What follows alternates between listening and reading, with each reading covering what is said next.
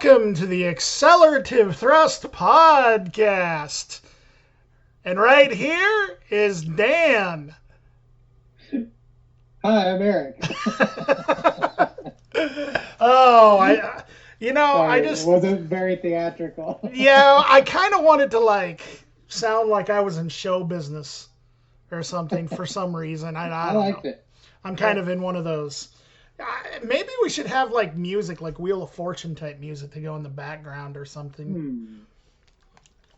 Yeah. All right. sounds like it would take a lot of work, though. Yeah, we'll figure it out. Yeah, we always do. Anyway, just to let all of you listeners know, Erik and I, we spent I don't know, what was it, 45 minutes or something last night, or 45 hours, I don't remember, one of the two. Something like that. And somewhere between 45 minutes and 45 hours. Talking about the format of this here show that you guys are listening to. And so basically, we have fun talking about the records. And so we're going to spend the first, 15, 20 minutes probably talking about 3 records apiece that we're into this week. And then today, I'm suspecting this is probably going to be a little different each week, what the rest of the time is going to be spent doing, whether we have an interview or if we talk about something. But today, we are going to review a EP that was just released on cassette, but it was released, 2 years ago, Erik? I think that's right. Yeah. Spectral Snake, of which Mr. Erik Whitaker, may be a part of somehow. Is that correct? Yeah, sort of. Yes. So. Yeah, well, first off, let me say that we're not reviewing this because I play on it or anything like that. I'm not on this recording at all. So, it's my friend Brooks Strauss and his partner Angie Barr, and it's a project that they came up with. We'll get into that when we actually talk about it. But so I don't want it to seem like I'm just plugging things that I am involved in or whatever, because I didn't play on this at all. So, but I have been playing live with the group bass, and I assume that when it picks back up, I'll retain my position in the company, or as it were, but I don't know for sure. So anyway, just as a disclaimer, I am not on this recording, and I'm not pushing my recordings. So yeah, and not that we won't. Yeah, exactly. I mean, I would review my own album, what I mean, just for the heck of it. Why not? But just to clarify, Spectral Snake is actually a project consisting of Brooks Strauss and Angela Barr, and so they're the two masterminds behind Spectral Snake. But I saw them live as a 2-piece. Actually, one of my improv bands, Doomer Noomer Boomer, played with them a couple years ago, and it was cool. It was fantastic stuff. I think if I remember right, I was talking to Brooks, and you were possibly going to play that show, but you were unable to make it for whatever reason, because it was around. Yeah, I'm really good at finding reasons. Well, to flake out on people. It's like my one top quality, really. You want a real big flake in your band? Give me a call. there you go. He's available for all kinds of gigs. All kinds of flaking out. Flaking out. Yeah, if you need a flaker, he's available. When I quit the band, I'll write you a really nice letter about why I have to quit and how I feel really bad about it. Which is actually true. Or send you a text. One of the two. Yeah. But no, I'm notorious for flaking, and it's it's not good, but at least I know. At least I can tell people up front. That's the important part. That's the important part, is you're self-aware enough to say that. But yeah, to be fair though, it was around Thanksgiving, so that might have been the reason. I don't know. Who knows? Yeah. like I said, like you said, you always find reasons. So yeah, I'm sure it was something. I've been known to do that a time or two as well. So it's hard. It happens. It happens. Life is hard. Performing is so difficult. Sometimes it really is. Okay, so with that being said, let's talk about what the music that we have been into this week. Do you want to do this the same way that we've been doing the last 3 episodes, sure, where I take a turn, you take a turn, or? Yeah. Yeah, I went first last time, so okay. I think you're up. All right, sounds good. So the first record that I've been into this week, I discovered from watching. I discovered the band. I'd never even heard of them before this. From watching a little 4-part mini-series documentary about the garage rock explosion that was happening in sort of like the d.i.y. underground a few years back, which we talked about, Jay Reatard and Lost Sounds, and stuff like Ty Segall and stuff like that. Really, really big. So just some of the names that come to mind.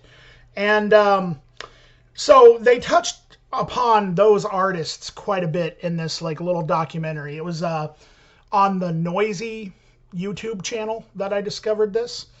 And one of the bands they talked about was this band called Human I. And I immediately was interested in hearing this band because the music that they... first they described the music as science fiction, psychedelic garage rock, which immediately those descriptions appeal to me right away. I don't even have to hear the music and I want to hear it, And they also showed some footage of this band recording on, not analog equipment, but it was, I think they had some sort of digital multi-track 8-track recorder. And this documentary was uploaded a few years back, so time when it comes to technology like that is it outdates itself very, very quickly. Quote unquote outdates itself. I hate to kind of use that term, but anyway, and it was interesting to me that this band was recording their albums on that setup in this little dinky garage or something, or warehouse, or wherever it was that they were recording it. And they weren't using Pro Tools or anything like that. That kind of stuff, when you have eye candy equipment like that around, it always catches my eye. But they showed some live performances of the band, and the music just sounded crazy to me. So I looked up all of their albums. I've only gotten through this album, which is their first album, the self-titled one. And yeah, I love it. It's just spacey, psychedelic. The description, science fiction, garage rock, it fits perfectly with it. Some of my favorite songs is the opening track, which is also called Human I, which has this really just brooding synth intro. And the synths are almost sound primitive to me. They don't sound like your typical synth, which I'm sure is a combination of the production value and it's got kind of a spazzy quality to it, and just interesting stuff. I really also like the song Chew Raw Meat. And Time Continuum is an interesting one. Extraterrestrial March, and the singer's name, I don't remember his last name, but I know his name is Timmy. He's been in several other groups as well. I can't remember the names, but he does a solo project called Timmy's Organism, which I kind of listened to a little bit. And I guess he's kind of somewhat of a local legend in the Detroit garage music scene. So yeah, you see the guy with the kind of receding hairline. Yeah. He almost looks like. He looks like a legend. Yeah, he looks like a legend. He almost looks like, you remember in the Ninja Turtles cartoon before Rocksteady and Bebop turned into the Rhino and Warthog, like the punk sort of look. He kind of has that sort of like, I guess intimidating look to him.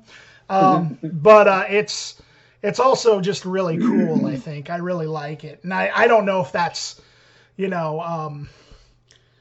I don't know if that look is, if he's kind of trying to look that way, or, some people just naturally kind of look intimidating, and it's not a bad thing. Most of the time I find that people who do look that way are just really awesome people anyway,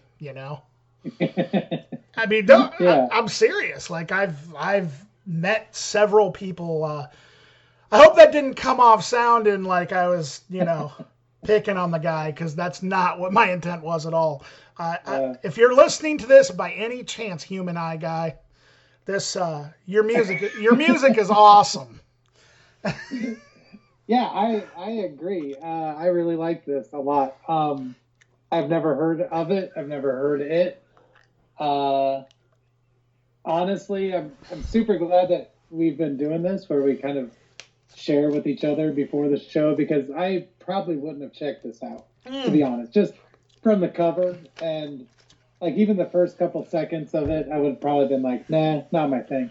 Yeah. But it's really good. It's super rock and roll based. Very. Like, I know that they say it's psychedelic garage rock and sci-fi and all that, but to me, this just sounds like that heavy Detroit rock and roll. Like, it just sounds like MC5 and the Stooges.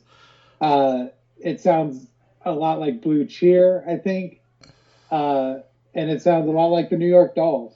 So, but with like punk and experimental and no wave and new wave and all that thrown in. But at its core, it just feels very much like that. I don't know, that Detroit rock and roll kind of thing. Yeah, it's funny because on my notes, it just says production is very J Retard-ish, which makes sense. And I thought the vocals kind of sounded like David Johansen from the Dolls, mixed with like David Yao, like when it would get to the like exasperated gasping and like yelping and things like that. So it's super good. I really enjoyed it a lot, and the synths are cool. They're kind of like a cherry on the top, though. I think that this to me just feels very rock and roll. So yeah, it's awesome. Yeah, I can agree with that. One thing I should also mention, because they have 4 albums total that I can find. And I have them all on a Spotify playlist together. And this is the only one I've gotten through. And I guess, according to that documentary, I guess that they, starting around like the 3rd album, I guess that they start to become more almost like new wave-ish. Like, so I'm curious to hear the progression of, how the band goes from this to that. So I'm excited to delve into the further discography. There's a very good possibility that each week there's going to be a different Human Eye record on this list for me. So, gotcha. Yeah, sweet. All right, you're up. So I feel like I should say that you're probably starting to figure out that I don't listen to music for fun anymore. Like, nothing I listen to is enjoyable. Oh, like I would disagree with that statement. I would totally disagree with that. Like, when I listened through your picks for this week, I was like, man, music is pretty fun. That's weird. I totally forgot that that was a thing. So, uh, so before I get into my picks, they're all sad and boring, and it doesn't mean they're not good, but it's Eric's selling his picks short, man. Don't prepare to dance. You are selling your picks short there, Eric. I thoroughly enjoyed each one of your picks, and I will explain why after. Well, let's start with the least fun, in my opinion, which of this list is honestly pretty hard to figure out to determine which is the least fun. But I'm gonna go with Ganjasufi, which is possibly the worst band name of all time. It's pretty dumb. But the record is called Callous, and I don't know anything about Ganjasufi. I guess I'm probably supposed to do some research before this, but this came up from listening to The Bug, which is like a dub, a heavy kind of grimy dub thing that I listen to, and I'll probably mention it 1,000 times because I listen to it a lot.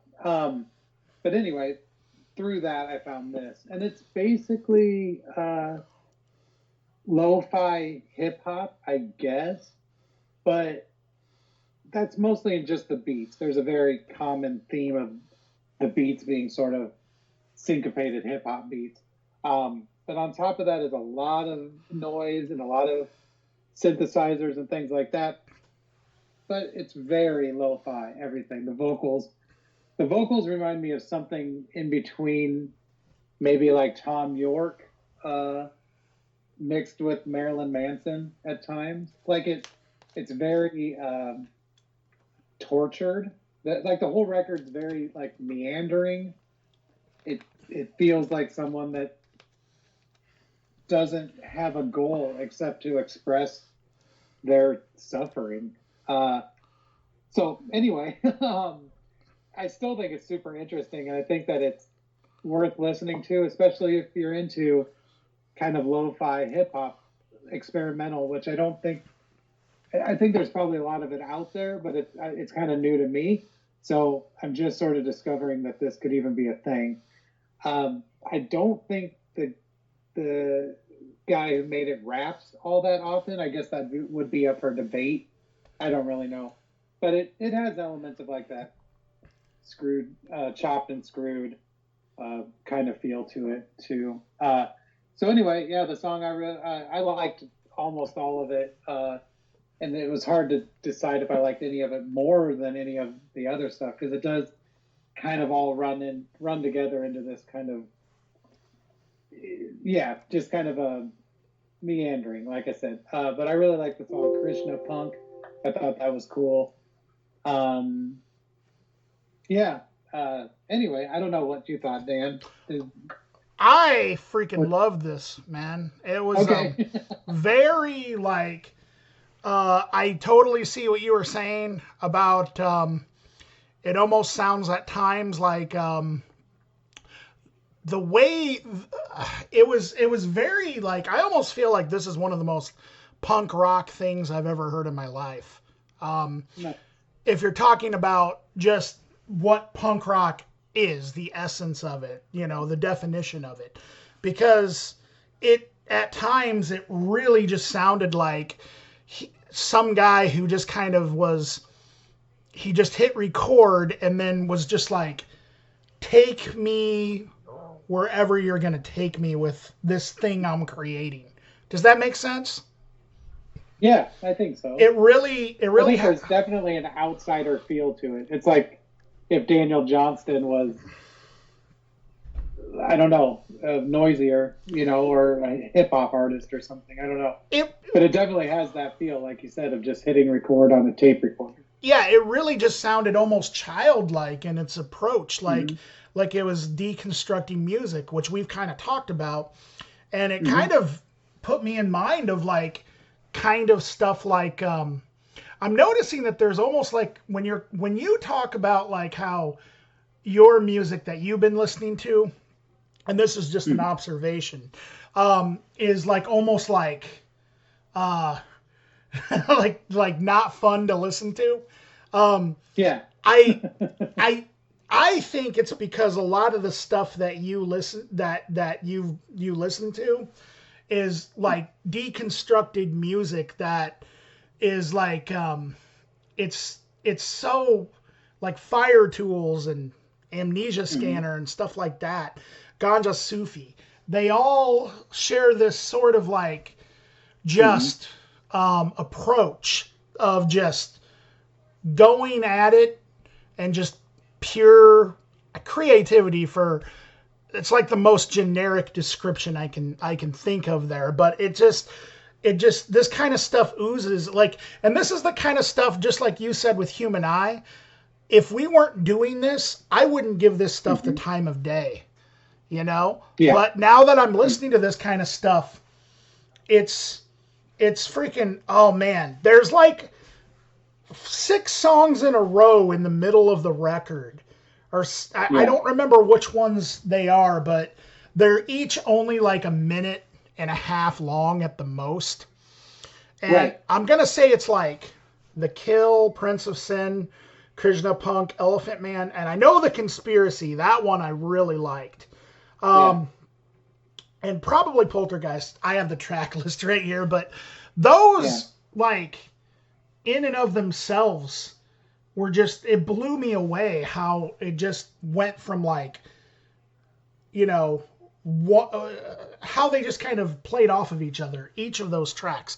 And at times, it sounded like to me if like the Bad Brains were doing like deconstructed like techno music or something. I keep using that term deconstructed. Sure. I can't think of any other way. It's I think that's accurate though. I think that and like you said about it not being fun necessarily, I think you're onto something there. It's like a lot of the music I listen to is too busy taking it all apart to like actually enjoy itself. You know what I mean? Yeah, it's not like this is not the kind of record you're going to put on at the club, or if you go and see like this group live.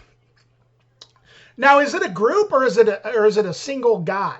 I don't really know. Yeah, I think it is just a guy. Okay. Yeah. If you go, I don't know if they play out or if they have a group or if he's a DJ. Like, I have no idea. So yeah, I know that he was involved. I did just a little bit of like looking up because it piqued my curiosity, and he was involved with some sort of hip hop crew before he started doing this. Blows my mind. And I'd like to investigate his history and hear some Masters of the Universe. Masters of the Universe, yes, which is a fucking awesome name for a hip hop crew. Yeah, that's true. I can only imagine what that's going to sound like, and I hope I'm right. I hope I'm right imagining. I'm going to look that up. Ganjasufi, man. Yeah. Check this stuff out if you're into, if you guys listen to our playlists and you liked what you heard from like Erik's picks of like the deconstructed kind of stuff like Amnesia Scanner, Fire Tools, and this so far this might actually be one of my favorite picks that you've shown me. Nice. I love this. Sweet. I had no idea what someone else would think of this. No, I love it. I love pop music. Like, I love, just kind of, traditional pop music. But, I mean, I love stuff that is just out there as well. Like, I feel like if Frank Zappa were just starting out, this is the kind of stuff he'd probably be doing. I can see that. Yeah. So, for sure. Okay, so. You're up. Let me see. Which one am I going to do here? I think next I'm going to do Swan's Filth. And I want to say that, Swans is a band that I've known about for years. I know people who are just obsessed with this band. They seem to have a very obsessive fan base. The people who like Swans really like Swans. Otherwise, you hate them. Like, I don't think there's anybody that can say, I kind of like Swans. They're pretty good. You know, they're okay. They're not bad. No, they're either freaking amazing or fucking horrible. Those are the two types of people that, when they react to Swans, those are the two types of reactions, I think. And it makes sense because of what Swans do. I mean, they're not a commercial sounding band at all. Never have been. But this is their debut album, which I think came out in like 1983. I didn't know this, but I guess that Thurston Moore played second bass in Swans when they first started out. Wow. So there were two bass players in Swans. I don't think he played on this record. One of the reasons why I checked out Swans, though, is because I saw the trailer to the new... Well, it's not new. I guess it's a few years old now. But it's called Where Does a Body End? And it's a almost 3-hour documentary on Swans. And then I have a friend, one of my friends who is super, super into Swans. His name is Chris, and he lives in New Mexico. He told me that the documentary was really fantastic. And even though I wasn't a big fan, not because I don't like them, but because I just never really listened to them, I should check it out. So I did. And then after that, I was like, well, yeah, okay, I got to check this band out. So I made a Spotify playlist. And this is just like Human Eye, and the fact that I've only gotten through the first album, but Swans they're very prolific. They have several other albums. And this is one that I listened to a couple times this week. And I really like it. It's just straight up like noise, very aggressive. Well, it's not straight up noise. There's almost a hint of melody in it at times. But it definitely is meant to be very abrasive and I think kind of get under your skin. And I can, there's a lot of mythology behind Michael Gira, who is the brainchild of Swans, that he sort of was trying to dig deep into the underbelly of darkness of the human condition, or whatever it is that he was searching for in 1983 when he made a record like this. But I don't remember what song it is, but I want to say it's track 4, Power for Power, which is really interesting. One of the biggest influences on this band was actually Howlin' Wolf. And I guess that Howlin' Wolf, I haven't really listened to much Howlin' Wolf, but I guess he kind of had a very minimalist approach to the beats that he played with his blues guitar. And I guess that one of the drum beats is almost like I don't want to say ripoff, but they borrowed heavily from a song that Howlin' Wolf did called Evil, which is very fitting for the Swans. It might be the song Freak. I'm not really sure. But in any case, the first track, Stay Here, fantastic. The bass, it heavily reminds me of like early Big Black. Just the production. I mean, and that's really kind of what this particular album, while I do think it's awesome, I definitely do hear like the year 1983 in it. I think it's a record of its time, which is not a bad thing. And that's not to say that it's outdated and doesn't sound great today, but I definitely hear that in the production. Big Strong Boss was another one that made an impression on me. But yeah, this is kind of one of those bands too that I'm kind of surprised I didn't get into when I was younger, because I guarantee if I would have heard this when I was 17, I would have ate it all up. So yeah, Swan's Filth, that's my second pick. Sorry about that, folks. I'm not sure if you guys are going to notice a difference in audio or not, but I figured I would let you guys know that Erik and I got cut off because my internet connection is wonky during this cold weather. And so if there is a difference in audio quality at this point, that's the reason why. Okay. So as I mentioned, the Swan's Filth record was my second choice. Eric, what did you think of the Swan's Filth record? Yeah. So, like you mentioned earlier, yesterday, Yeah, yeah. a lot of people that we know love swans and are obsessed with them. And I've heard what's cop and uh, something like that. Yeah. Cop uh, and I've heard the Seer Okay. because I got Yep. that record from Sean. Sure. And so I'd heard those two records, which span a lot of time. Yeah, Cop/Young God is the one I've heard. So the one right after this.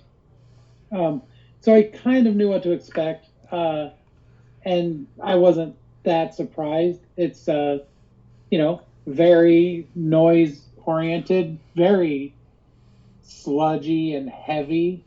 The only thing, and I can see how it inspired millions of bands or whatever, all the way from like Godflesh to Prong to even probably like elements of Nick Cave and stuff. But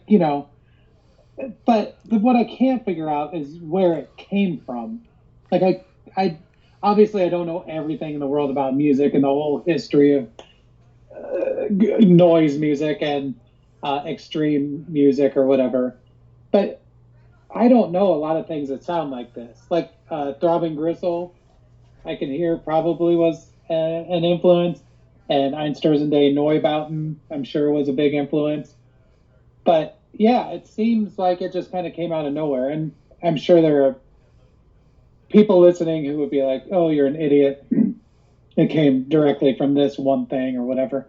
But yeah, it seems very forward thinking and original to me. The other thing too is that it seems almost deliberate.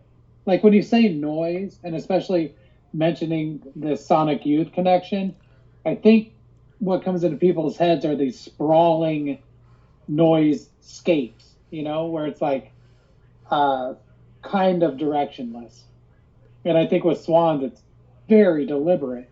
Like this is very technical. It's very on the beat, and I think that's interesting. I think that's different than a lot of things they were inspired by and inspired, which makes me think of things like Prawn, where it's just like, or even Helmet, those kind of things where it's like, let's take heavy music and make it real chopped up and deliberate. So I loved it. I'm gonna try to dive into this discography. They have like 15 real records and Yeah.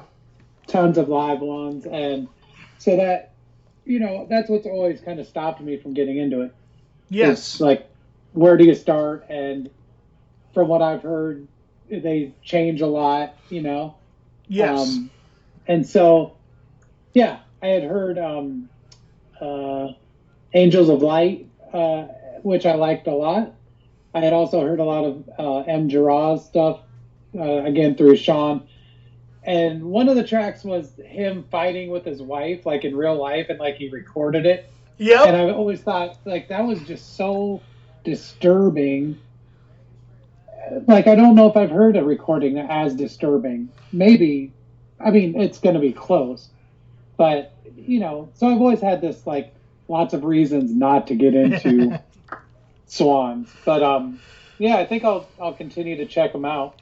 So to your point, real quick, when you talk about where this came from and how it seems deliberately, like clearly Michael Gira had a vision of where he wanted to take this music when he wrote it back in like 1983. And it is interesting. You have a really good point there because it basically came out of like the 1980s skronk New York scene, which something like Swans, it makes no sense that it came out of that. But that is, I think you just clarified in my head the Big Black comparison, because Yeah. Big Black is kind of the same way, but in a much different way, where Steve Albini had a deliberate vision for sure of basically just trying to be as dark, brooding, and as insanely aggressive as possible. Primitive, like it's primitive. And the only difference that I can say is that I think you're onto something when you say, where the hell did this come from?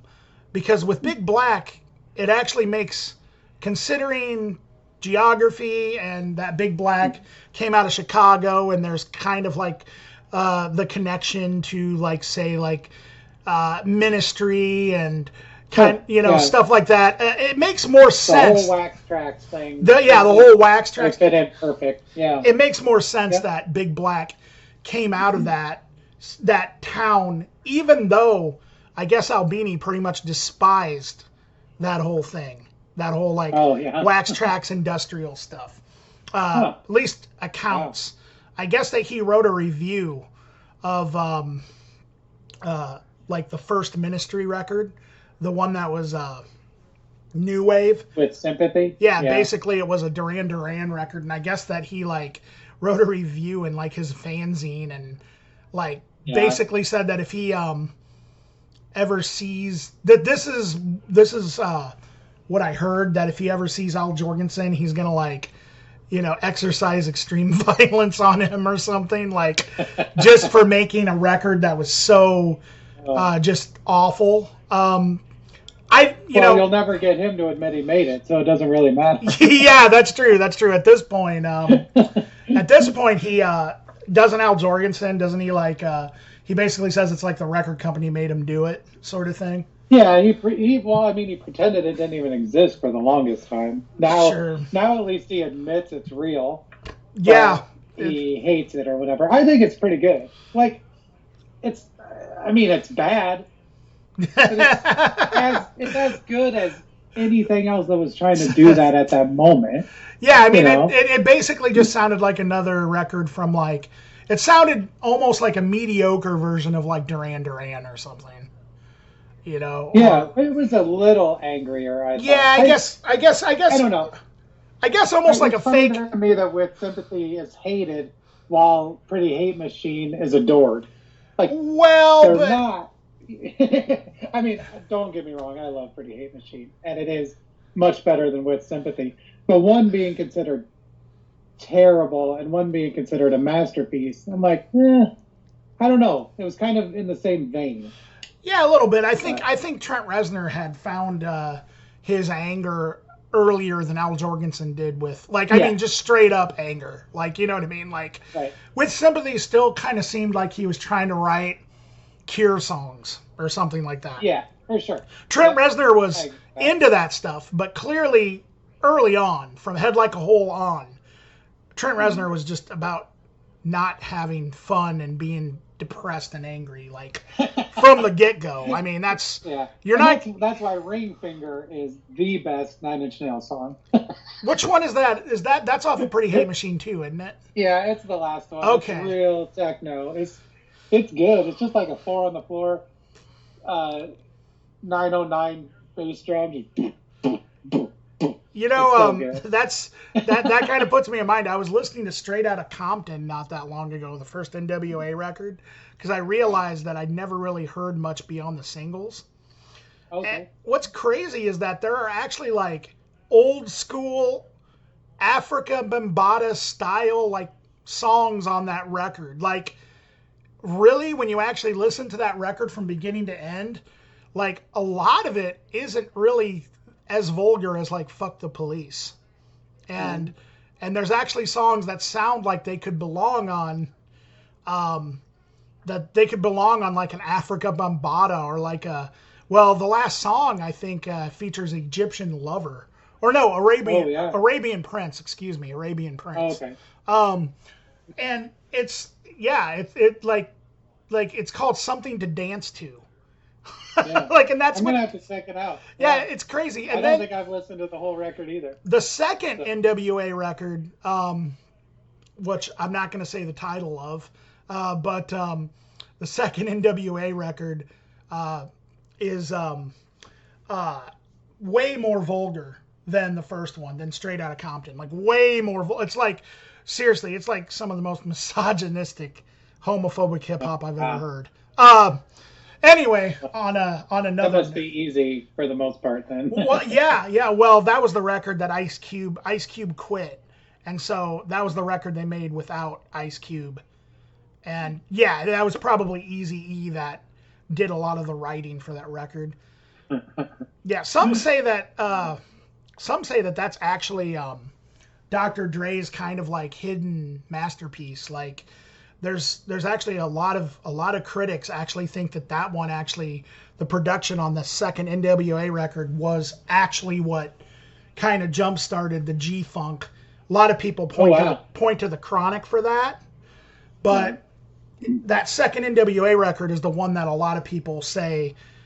I think if you want to, for lack of a better way to describe them, true hip hop heads. But anyway. Yeah. So yeah. Cool. I'll check that out.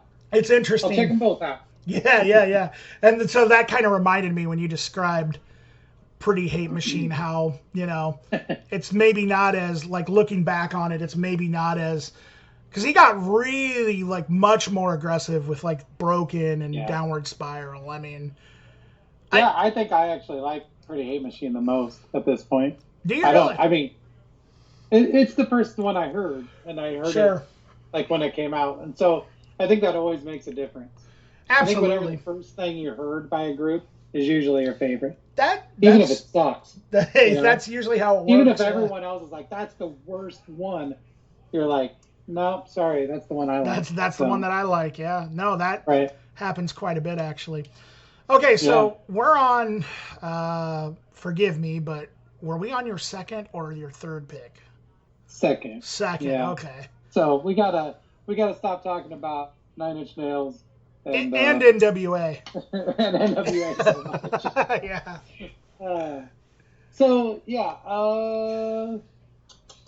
Let's go with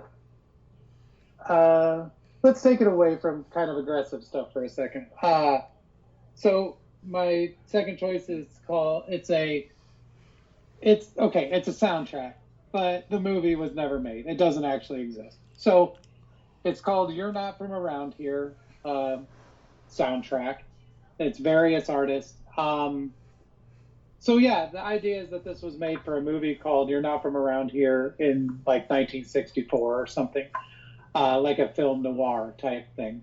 And actually, Joe from Peanut Ricky told me about this because somehow we have super close tastes as far as music goes. Mm-hmm. And so whenever Joe tells me, hey, check this out, I know that it's gonna be right up my alley, like without a doubt. So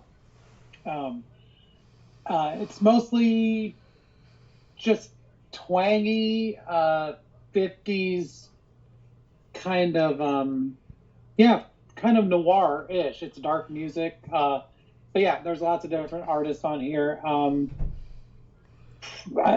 of them are from the 60s and some of them aren't. I don't think they were too concerned with people figuring out that this wasn't a real soundtrack. But whenever I need like some inspiration for some deep, twangy, tremolo kind of sound and stuff, I can just go to this soundtrack, basically pick an artist and dive into their discography. It's more like a compilation at its core. So yeah, it has people, let's see, Charlie Majera, who Joe also introduced me to. The song Tomorrow's Gone from the album Tomorrow's Gone, which is phenomenal. You should check that out too. But yeah, there's lots of people on here. Most of them I don't know. So, but yeah, it's a real moody collection. And I think it's a lot of fun. So yeah, that's about it, I guess. I thoroughly enjoyed listening to it. I'm a sucker for oldies and like reverb and songs that sound like they were recorded underwater. And so this definitely has a lot of that because there's a lot of twangy reverb.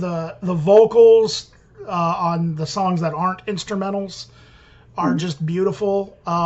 But the guitar on the first track in particular, and I'm sorry, I don't have the track list with me. What's A Song for Mary? Yeah, A Song for Mary. Yeah. That, oh my gosh, the guitar. That's one of the things that blew me away about this right off the bat. The production on this thing was killer. I mean, yeah, it really set the mood, and it really did make you think that you were like walking around in black and white in a detective movie, or I don't know what kind of movie soundtrack or what kind of movie it was. I mean, I would assume like you say noir, so like, you know, yeah. I'm thinking like, you know, black and white detective movies or something, you know. Yeah, pretty much. I think that's the idea. Yeah, and it's fantastic. One of the things that I thought was interesting is the title of one of the songs is "Dark Side of the Moon," and Yeah. I wonder if Pink Floyd got inspiration from that, because I mean, Well, that's the thing, man. That's by Eddie Bales and the Cadillacs. mm-hmm. But there's really no way to know without doing some research if that's new. Or Yeah, like maybe So- like, yeah, that's true. Because were the songs actually recorded like in the 60s or? No. Oh, I they mean, weren't. Maybe Okay. some of them. These are all pulled from different things. So, and I only know that because of the Charlie Majera song is from the album Tomorrow's Gone, and it's that recording. So Okay. I would assume they just collected all these from other records, but the tone and aesthetic and atmosphere are so similar in the collection that it does flow as if it were recorded, you know, all together. Yeah, basically. I mean that's what it sounds. It sounds like the perfect like full length album from like the 1960s or something. You know, Yeah. It's so good.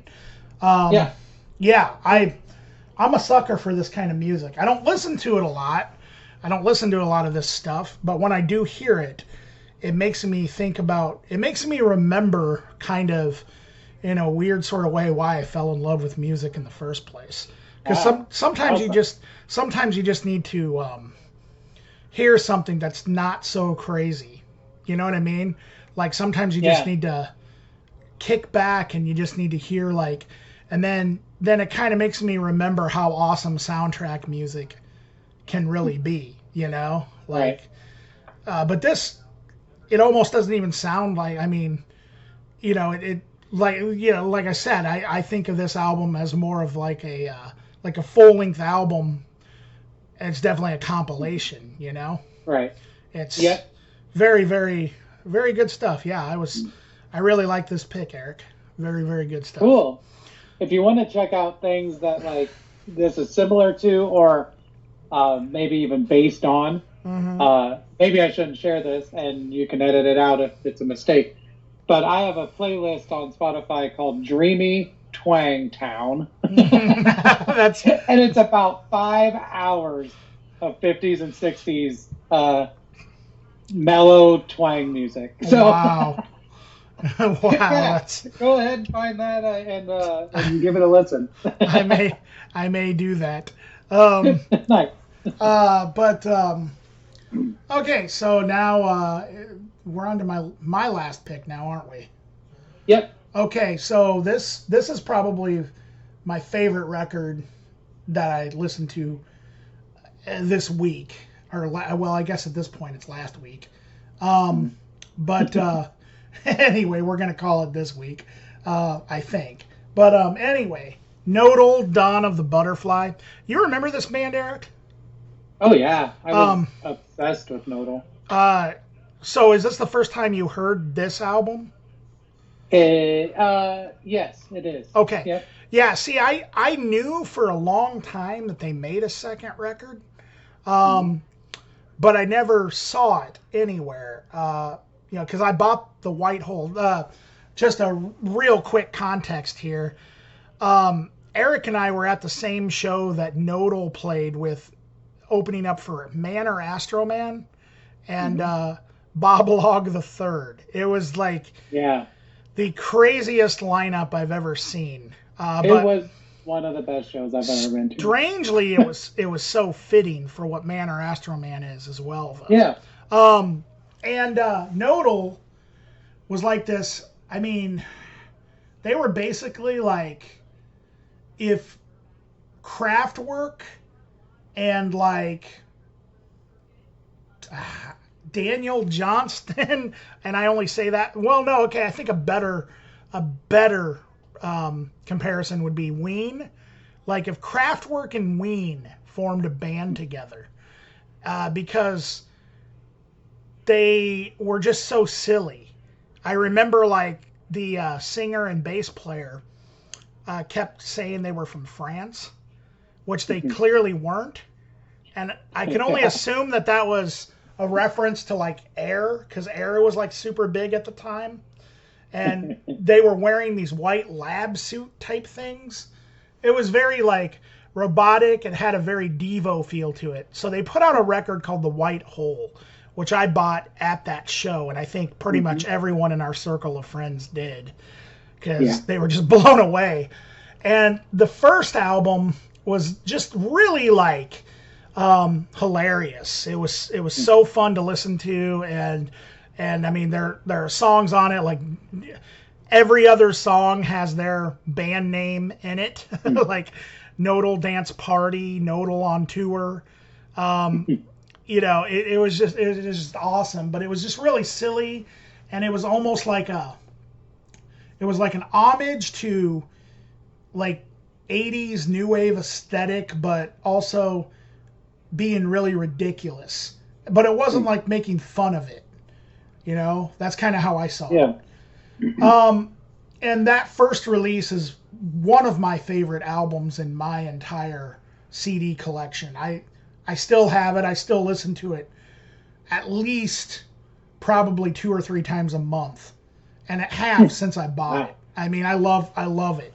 Dawn of the Butterfly is no different. I found this in the used section at Record Collector not too long after that show. I mean, it was probably a couple years, because I'm assuming this record came out a couple years after. And I bought it, and from the moment I put it in, I listened to it, and I fell in love with this record. At first, I didn't like it as good as the first album. Now I like it worlds better. Like, not to put down the first album at all, because like I said, I really like it. But both of these Knodel records I listen to on a semi-regular basis. But this record, I love the songs. I think the song structures got really, really good on this record. And there's so much like use of like synthesizer, and just it just sounds like they're having a blast singing these songs. But one of the things that I like about this record too is that it's not all just, whereas like the first record, that humor was all over that record, and that's pretty much what that was. Almost to the point that it almost felt like it was like novelty or something, but it wasn't. You know what I mean? It didn't feel like they were right. Maybe they were making fun of the idea of novelty or something, you know?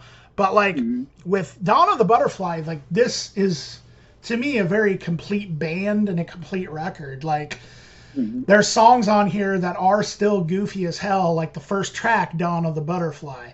And there's like, you know, there's so many like so many goofy songs, you know. But then there's also a song called I Told You I Love You, which, I mean, it's one of the most gorgeous, like almost like new wavy type songs I've ever heard, you know. And I just love that. There's like some really great sense of melody. I mean, the goofiness is still there for sure. I mean, the last track, I didn't know this. I had this record for so many years, and I just found out last week that the last track, Kingdom Come, is a Manowar cover. Like, nice. I just found that out. Like, because I was looking, when I was listening to this, and I decided I was going to put this record on this list. I just looked inside it, and it said Kingdom Come by so and so, and then I looked up who that was, and I was like, oh my God, this is Manowar. And so I listened. See, I don't think that one's on the Spotify. The Manowar song? Yeah. Yeah, probably isn't. I don't know. So. But man, their version is awesome. And there's even some songs on here that aren't really the electronic new wave. There's a couple of songs on here that really just, they're kind of almost like jangly indie, with maybe a little bit of keyboards.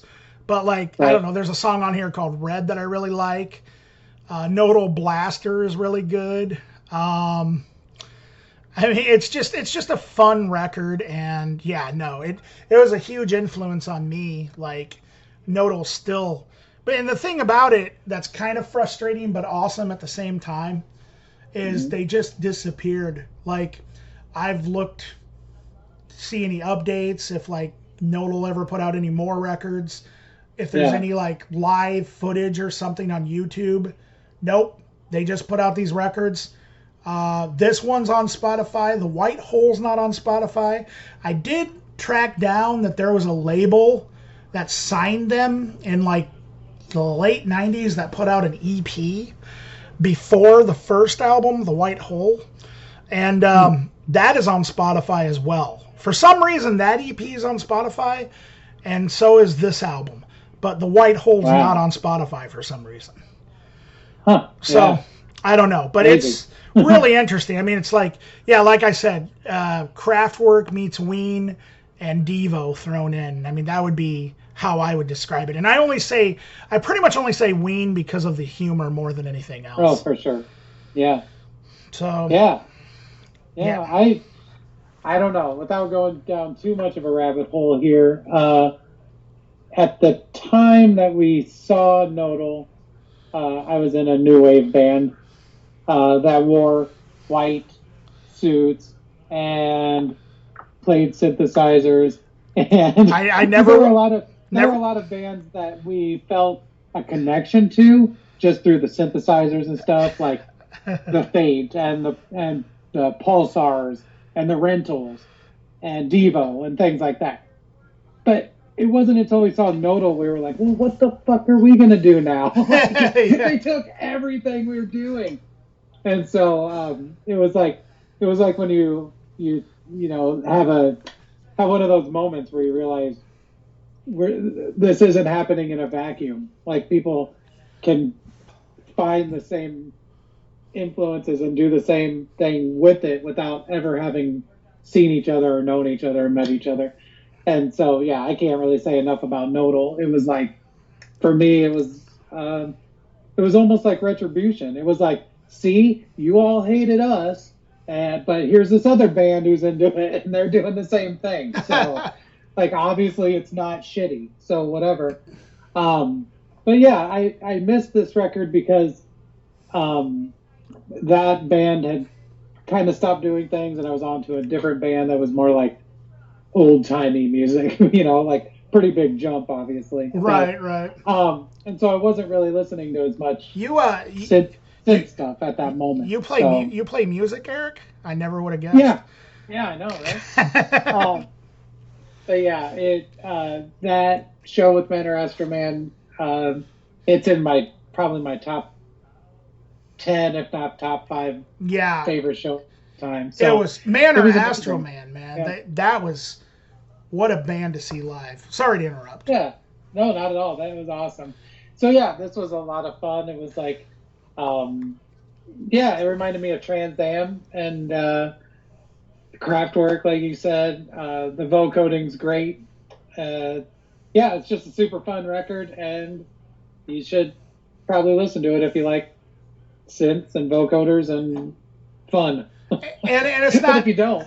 And and it's not. It's also like, if you like synths and you like that stuff, but you don't like, I don't know, say like Add Into X or something, or like something that's a little more, I guess, outrageous, like crazier. Like this record is actually it's got craziness with the synthesizers and some experimentation, but it's also like it's very much like a pop record, kind of, like a pop. Yeah, for sure. It's very catchy, and honestly, in a right world, this would be like top 40 music.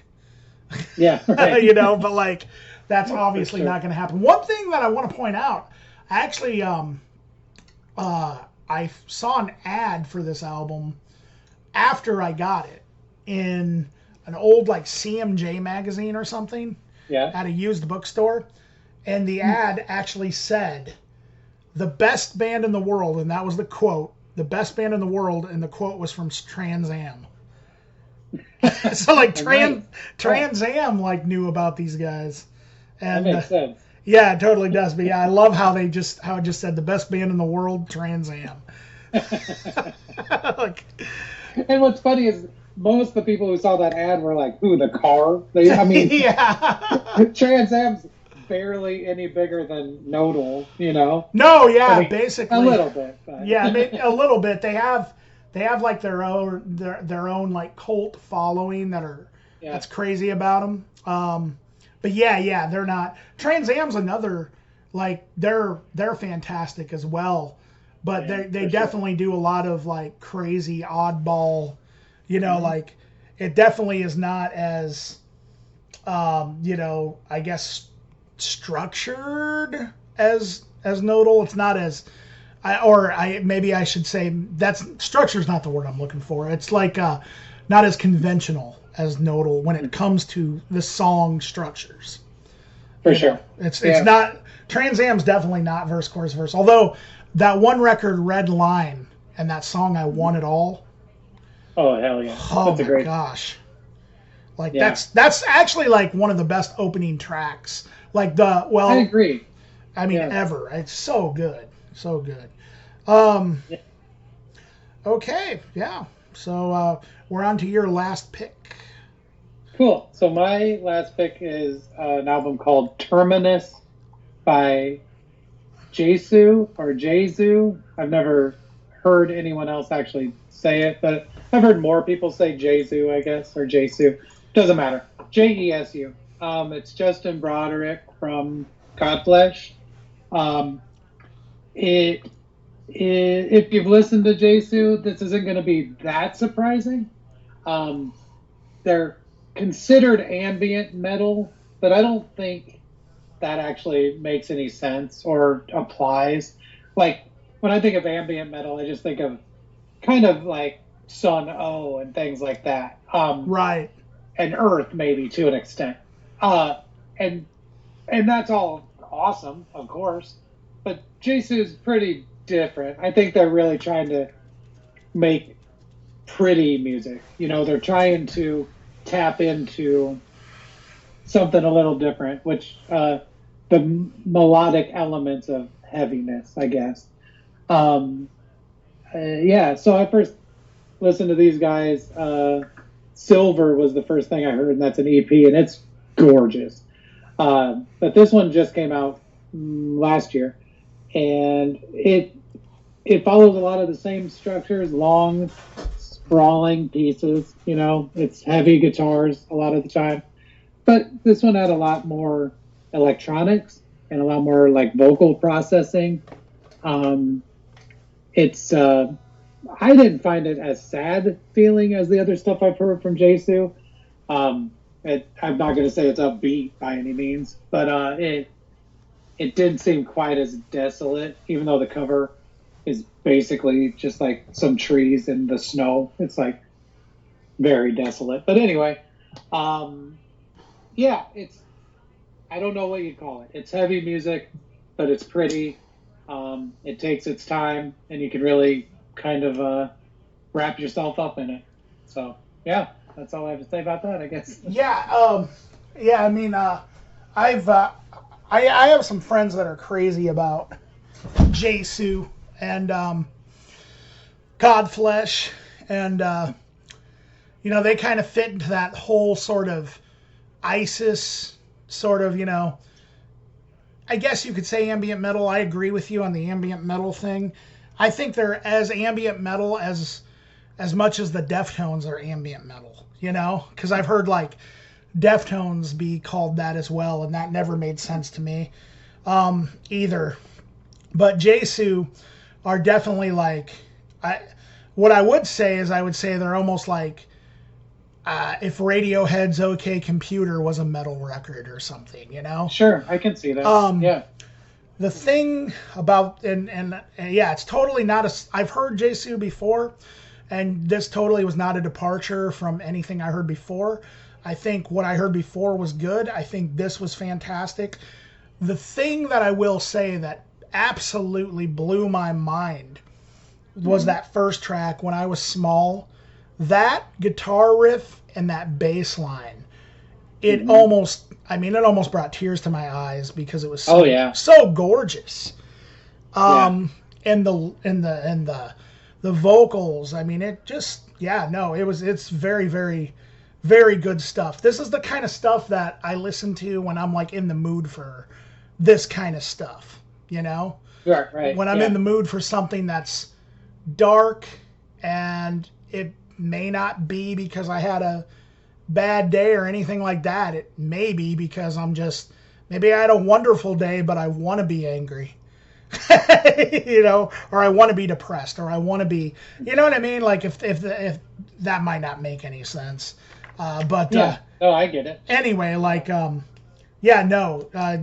fantastic stuff. I mean, if you're into stuff like Deaf Heaven or Deaf Haven, is that, did I say that right? Deaf Heaven.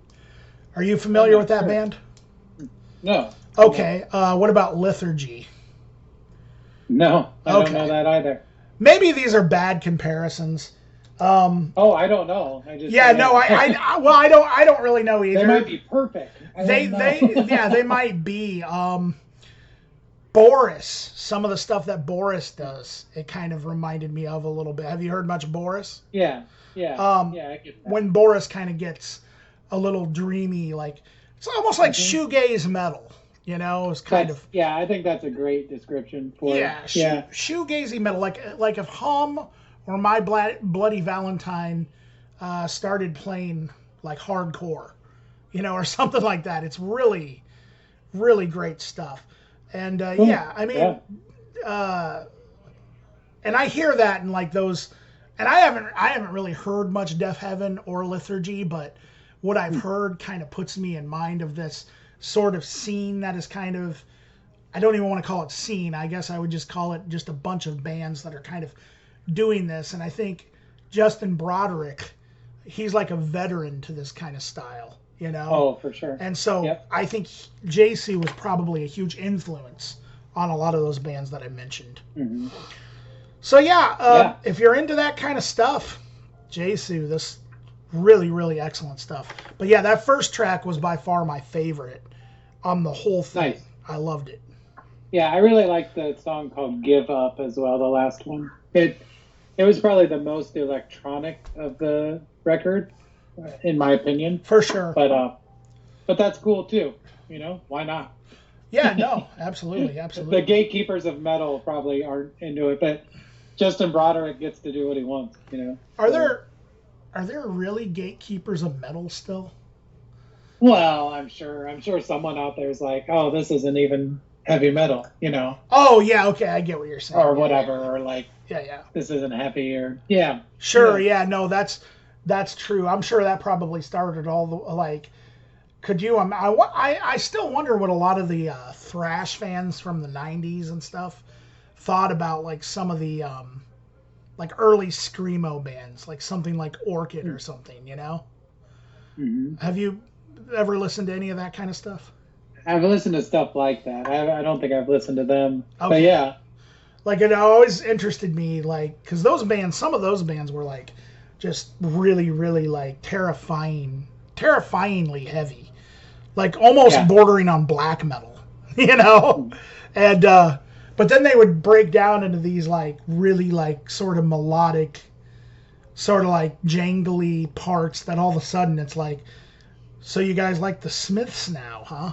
You know, like, you know, and I always wondered, like, you know, at that time, if there were any, like, I don't know, Megadeth fans, whoever like were exposed to that. You know what I mean? Like, and what they would have thought of that like back then, Right. Some random. Yeah, I don't know. That was a random thought, but anyway, that just made me think of the gatekeepers of metal. Maybe we should change the podcast to the gatekeepers of metal. Oh my God, no! People will expect us to know so much about metal. Well, that would be the wonderful thing about it, is that we don't ever talk about metal. Yeah. The gatekeepers of metal. I'm just thinking of it from a marketing perspective, I see. Yeah. like we can infiltrate people that will hate us. Let's go for it. Thanks for tuning into Gatekeepers of Metal today. But we got to say it like metal voices. Thank you for tuning in to Gatekeepers of Metal. Like something like that. And then we talk about like we talk about like man, I feel terrible. What was your first pick? Ganjasufi. Ganjasufi. I was gonna say go Fusi, but I didn't want to say it wrong. Kind of metal. I think Knodel would be the worst. Oh yeah, that would be bad. Yeah, that's a good point. This isn't metal. Yeah. So go on over to Spotify and listen to Dawn of the Butterfly. This is the least metal thing I've ever heard. Ever. Think of all the new people we'd get to pay attention to us. So speaking of things that are not metal, how about that new Spectral Snake tape? Yeah. That's cool. Yeah. I like it. It is really cool. So that's our review. Yeah, I was going to say, that works for me. Good enough for you guys? No, but so Spectral Snake is a project started by Brooks Strauss and Angela Barr. And I know Angela's older sister, Julie, she used to be in Techno Lincoln, which was a band that my old band, Disgruntled Noisebox, played with a lot. And I had never met Angela until I saw her play with Spectral Snake a couple of years ago. And it was just her and Brooks. Brooks I've known forever. Brooks has been a fixture in music around Iowa for a long time. He's been in a lot of bands. He's done a lot of solo stuff. This is the latest project. I think he's basically kind of devoting most of his time to this project at the moment. Do you know if that's fair to say? Or? Yeah, I think so. He put out another solo record not that long ago, maybe in October. Oh, okay. But those were songs written much earlier. Oh, yeah, like I remember that, yes. 2016 or something, or 2018, some time ago. Yes. And so he put that out. But yeah, as far as I know, he's been working on Spectral Snake stuff almost exclusively. Sure. Yeah. Yeah. So this tape, I was actually a little confused by, because I thought that it had just come out, but this record is actually 2 years old, or almost 2 years old. But it just got released on cassette, and it's an EP. And Eric and I just thought this would be a good thing to review, and I couldn't agree more. Do you want to go first with your review, or how do you want to do it? Okay. I have been lucky enough to be good friends with Brooks and to have played a lot of music with him. Not just in Old Scratch, revival singers. I always say that as if people know what the hell I'm talking about. But we were in a band together. And that has been, we all collectively still like each other, hang out, write music, play music, help each other out with records and things like that. It was, I still don't think we're broken up, but I mean, other members might think we are. I don't know for sure. Anyway, and so I think this was Brooks kind of trying to get back to that kind of darkness that we explored in that other group. And but also with his newfound kind of spirituality, or like at least kind of like esoteric thinking and studies that he's done. And so it explores a lot of those things, like you know, what it is to be a person, or what it is to, I don't know, I don't even know, just like to seek further knowledge, deeper things. And I think that's kind of what Spectral Snake does. It's not afraid of darkness at all. You'll hear it in there. But I think it sees it as a counterpoint to light. I don't think it's all doom and gloom by any means. I like the fact that I don't know who exactly wrote these songs or which parts. And even, like I mentioned earlier, I've been playing bass live with this group and have recorded some bass for the next thing that's going to come out. And so I still don't know who is writing the songs, like who's written what parts and how much. And I think that's really cool because Brooks and Angie both have a really amazing voices, like their actual voices, but the things they say, they have amazing voices too. Like they talk about things that I want to hear about and think about. And I think that it is thought-provoking music. And beyond that, it's really good music. The songs are great.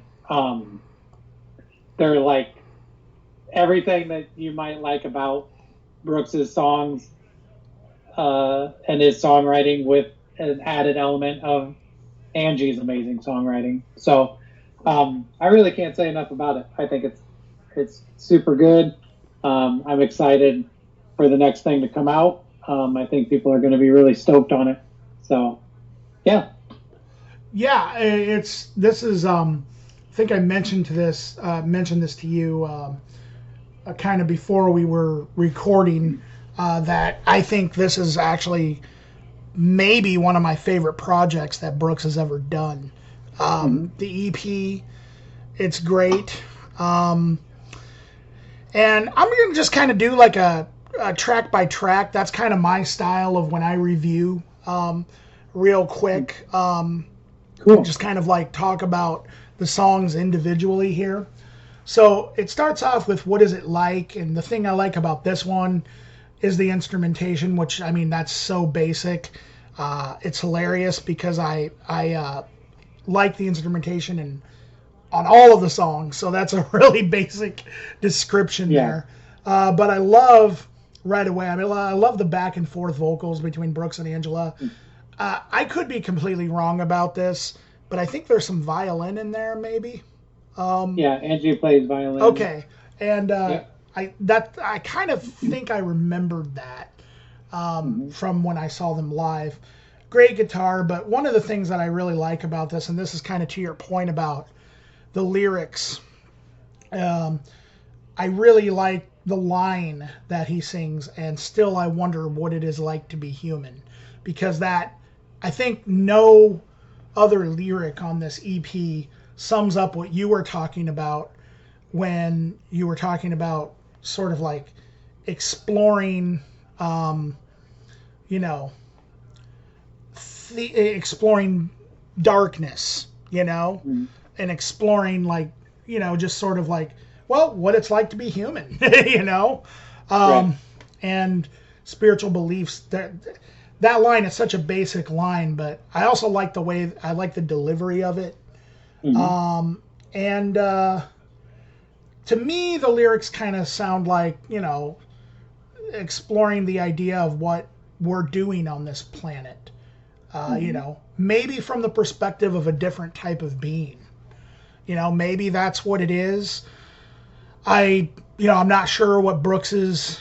Well, like you said, I mean, I don't even know who wrote the lyrics. It could have been Brooks. It could have been Angela.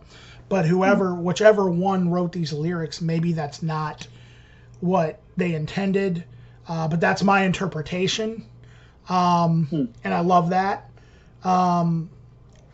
Go Away Little Monsters got really awesome bluesy guitar, 50s oldies kind of vibe, but also like that sort of twangy country. Like parts of it almost reminded me of some of the songs on You're Not From Around Here.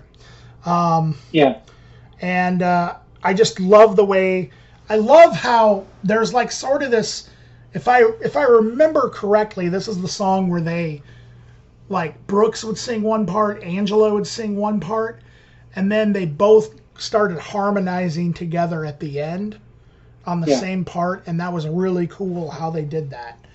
The third track, I think it's called Homunculus. Homunculus, okay. Angela's doubled vocals on this is just fantastic. It continues that 50s, 60s, oldies vibe. Skin, this one almost sounds like a cerebral murder ballad or something. Like it kind of has like this, it's got kind of that classic Brooks Strauss, feel.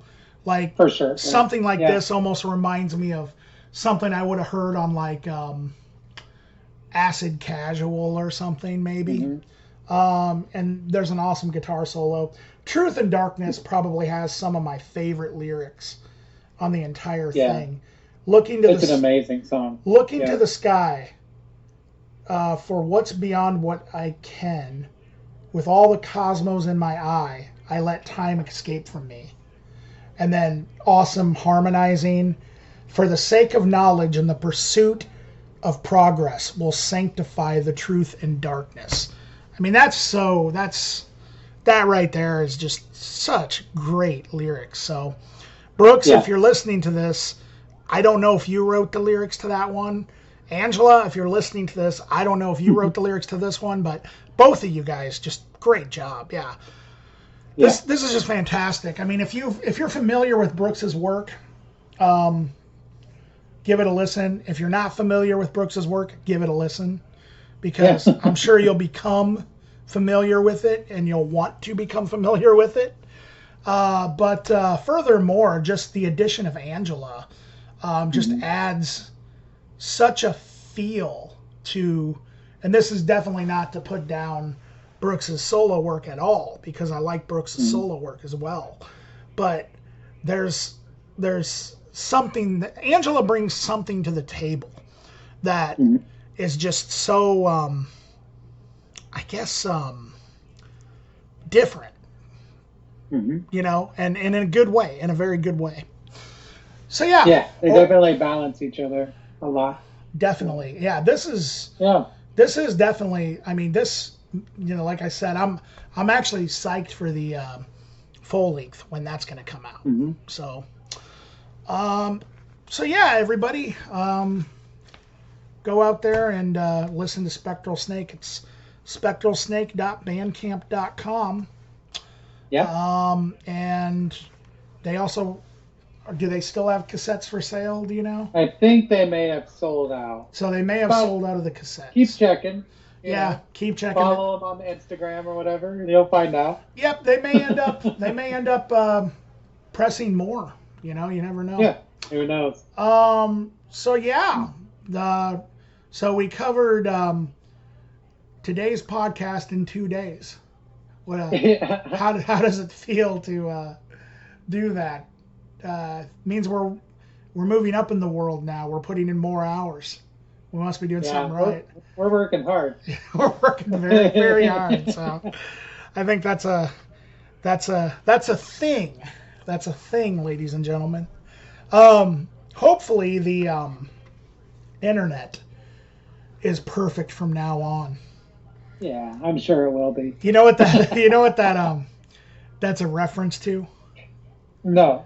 Perfect from now on is the third Built to Spill record. Oh, okay.